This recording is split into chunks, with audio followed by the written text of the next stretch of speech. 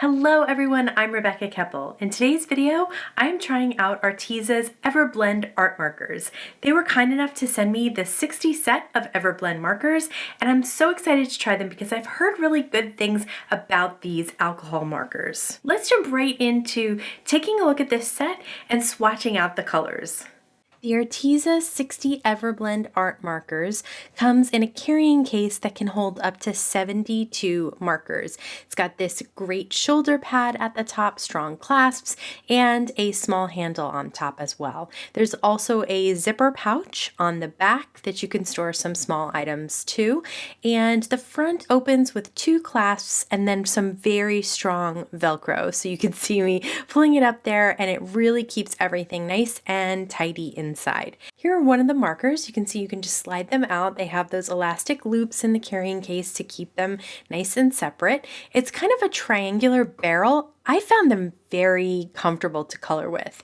There's a bullet tip on one side, and then there's a chisel tip on the other side. Now these nibs are replaceable. If your nib gets ruined, you can pull it out with those tweezers and then pop a new nib in. What you can't do is swap out nibs, so you can't put a brush nib in place of the chisel tip nib. Okay, so now I'm going to swatch out this is all of the colors in the 60 marker set. Chart does not always need to be something fancy. It doesn't need to be turned into a book or even tags. Sometimes it's just enough to have the colors colored out in a little rectangle and then the name or the number or both next to it.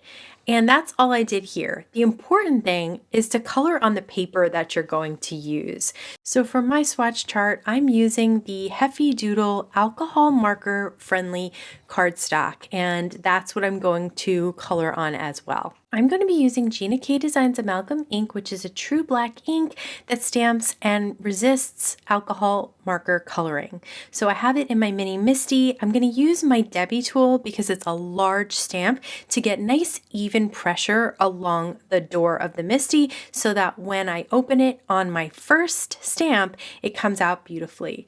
I'm also using Waffle Flowers Crocus stamp set and Waffle Flowers Tulips stamp set. I wanted to have several images to color to try out different colors from the 60 marker set. When I'm stamping and then coloring right away, I do heat set my images pretty heavily to make sure that ink is dry so that the alcohol doesn't smear it. Okay, so I am checking out the different colors, and I found three together that I want to use, and they're three pinks, a light, a medium, and a dark. I'm using the bullet tip edge of the Arteza markers. For this first petal, I am creating the color the way I would with a brush tip. So I'm swiping from the center of the petal to the exterior of the petal, and in this way, because I'm doing individual strokes like this, I'm going to get a textured look. And then I swipe back in the other direction with the lightest marker. Now, this is a way to create that kind of crepe paper look that Cosmos can have.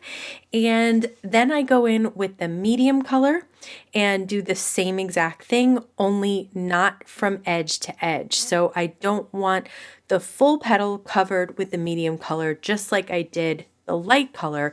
I want about 2/3 of it colored. So then I'm going to go in and grab the darkest color, and this time I'm going to do even less than I did with the medium. Then I go back to the medium and swipe over the dark to kind of blend out those really harsh lines, and then go back with the lightest color and swipe over the medium as well. And I just continue to do this as many times as I feel like I need to get a nice blended petal. But you'll see the result is still definitely textured looking. I wasn't sure if that was going to be my favorite look. So for the second petal, I colored in the entire petal with the lightest color, not trying to draw swipe brushed lines, but trying to just color it in so that the coloring was a little bit smoother and there's less texture to it. So I'm still kind of doing those lines, but a little bit less. And then here with the medium, I'm going to go in and do the edges, tips of those petals and the base of the petals with the medium. Then when I go in with the darker color, I'm just going to do a little bit less in those same areas. Now, when I go back in with the medium, I'm actually going to scrub out the line. So you can see here, I'm going back and forth quickly to scrub out the harsh line between the darkest color and the lightest color. And I'm doing that with the medium first, and then I'm going to go in with the lightest color and scrub out that line. Scrub out the medium to the light. So this way, and I decided to go back and scrub over the first petal that I did because I wasn't sure if I was going to like the texture, and I ended up not liking it as much as I did the smoother look. So you can do both, it's fine, and you can pick whichever one you like, and it may depend on what you're coloring. When you're doing fur, you may want some little lines that are going to make it look like fur. For this one, I just decided I wanted to see how these markers blended, and so I really wanted to try to get the smoothest blend possible. And when you do that kind of scrubbing out of those lines with this nice strong bullet tip, you're going to get a nice smooth blend. And what I really like about this petal, this flower, is those colors together. They're so bright and so clear, just a clear color. You know how sometimes you look at the cap of a color and you think, oh, I'm not really sure, this looks like a nice bright color. And then when you put it down on paper, it doesn't look as bright. These were bright. And then when I swatched them, I noticed, oh yeah, these are going to be gorgeous. So it's a totally different look maybe than I'm normally coloring with because it's a little bit brighter, but I absolutely love the look. Added a little bit of orange to the center, and I think that these blend really, really beautifully. The next pairing I'm going to try is a few blues. Again, I have a light, a medium, and a dark. And for this stamped image, I'm going to color the pot blue. And this is a larger open area image. The pot has very few detailed lines to it. So this is a really good test on how these blend. So I started coloring the whole pot with the light blue. Then I moved into the darker color and I just did around the edges there. And then I brought that color in with the medium. And then I scrubbed out that line with the light. And I did go in and add a little bit more, but just check that out. I think that that came out really nice. The bright or light factor is coming from sort of the center. So that's why that part of the pot is the lightest. For the flowers, I did decide to just try out the different yellows because I just wasn't sure. Yellow is kind of a hard color to shade. We've talked about shading with red before and how that can be difficult. Yellow is also kind of tough. So you can see I'm checking out the different colors that are available with the yellows. And so I just decided that each flower would be one of the different yellows, and then I think I doubled up one or two. So, or maybe just one. But either way, I just wanted to see how they looked, and I think that they look really pretty, and most of the work was done on the pot, and so that kind of stole the show on that one. Okay, now I have 3 of the purples, and I sometimes struggle finding other alcohol marker matches for purples. Maybe it's just because I don't have a lot for some reason, but these 3 were really beautiful, and I really felt like they blended well together and easily. It wasn't a struggle. It wasn't super hard to get them to blend. And sometimes that happens if you don't have colors that work really well together. You may think that they're meant to go together, but then you get them down and you're like, oh, this is so hard. Why am I struggling so hard to get these colors to blend? And sometimes it's just that they're not made to blend together. So the purples, and then I used darker pinks to get the tulips on the left looking a little bit different than the cosmos that we did in the beginning. And I did different greens as well for the leaves. And I didn't have any trouble blending any of them. So I'm really happy with these markers. To turn all these coloring pieces into cards, I am going to die cut the flowers out with the matching dies, holding them in place with some pink tape.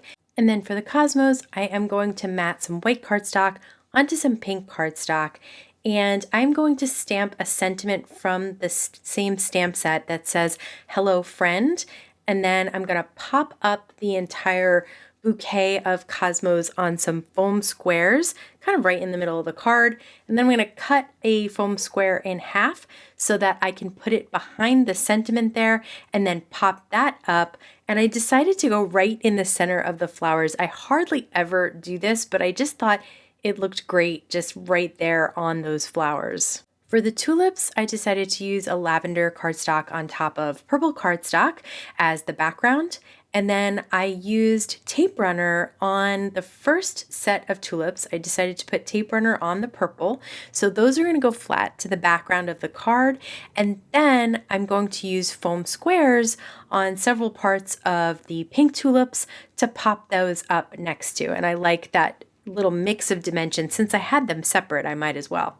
For the crocuses in a pot, I am going to use yellow cardstock matted over on blue, and then some foam squares all around on that crocuses in a pot to pop that whole image up as well. I love the way that that looks so that it stands out from the background. I'm going to use the Pentel Milky Pop white gel pen just to add some little details, especially on those yellow flowers, because I didn't really do any blending and shading. I really just colored them in different colors of yellow. And then for the Cosmos, just some dots and a couple of little lines here and there on the petals, and same thing with the tulips. So just an easy way to add little bits of extra. And then when I was doing that, noticed I did not color in the tulips centers. So I did that really last minute with some darker colors. And I'm using some Waffle Flower Essentials. These are gold foiled sentiments for both the crocuses and the tulips to complete those cards as well. And I found working with these Arteza markers very easy, simple, and fun because of both the colors and the ease of blending them out. I really enjoyed trying out these markers. Thank you so much to Arteza for sending them along so that I can share them with you. If you enjoy seeing new products and product reviews and card making techniques, please like this video, subscribe to my channel, and hit the bell so you can be notified every time I have a new video available. As always, I want to thank you so much for spending time with me today. Please stay safe, stay healthy, and I'll see you again soon. We also have this type of woodpecker, and the poor thing knocks on the lamppost. I'm willing to bet that knocking your beak on the lamppost is not good. About these markers being really great, affordable alcohol markers. Markers, markers, markers. We're gonna do the whole thing over again.